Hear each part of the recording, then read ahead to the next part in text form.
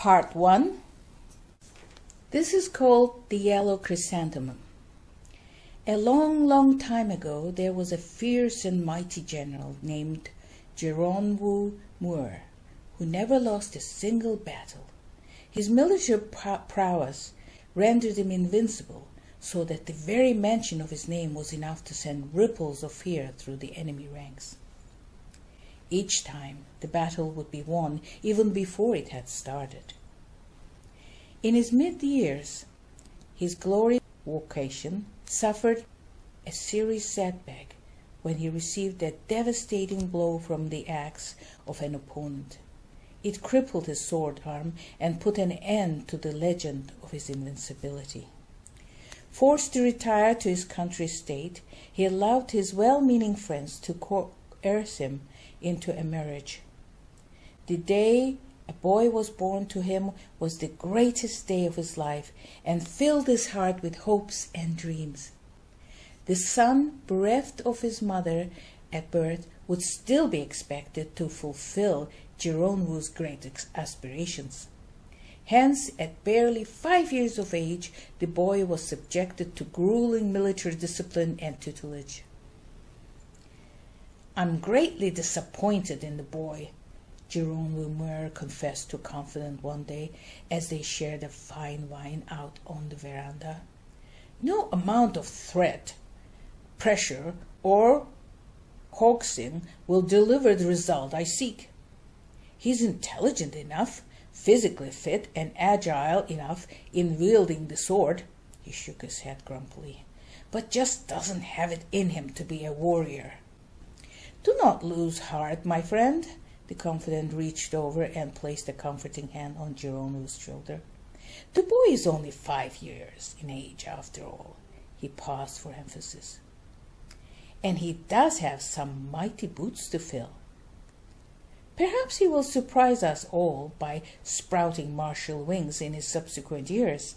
He chuckled as he swallowed another mouthful of the fine wine. "No, I've always been far-sighted in such matters. I can see the writing on the wall. He will always be a disappointment to me." Chrysanthemum shook his head morosely. True enough, the subsequent years proved him right. The boy Narcore showed more inclination towards the literary arts, horticulture, and excelled in them with the least effort, whereas he struggled to achieve more than a mediocre rank in every aspect of his military training. As a result, Chrysanthemum refused to have anything to do with the boy and spent his days drinking and carousing with his close associates. However, the boy had more in common with Chrysanthemum than the father realized. For one thing, Narcore was courageous, passionate in his pursuits, and rather strong-willed, and as hot-tempered as his father. "There is no denying it. I have a father that hates me. Never once has he tried to see things my way. Heaven knows I've tried and tried to appease him.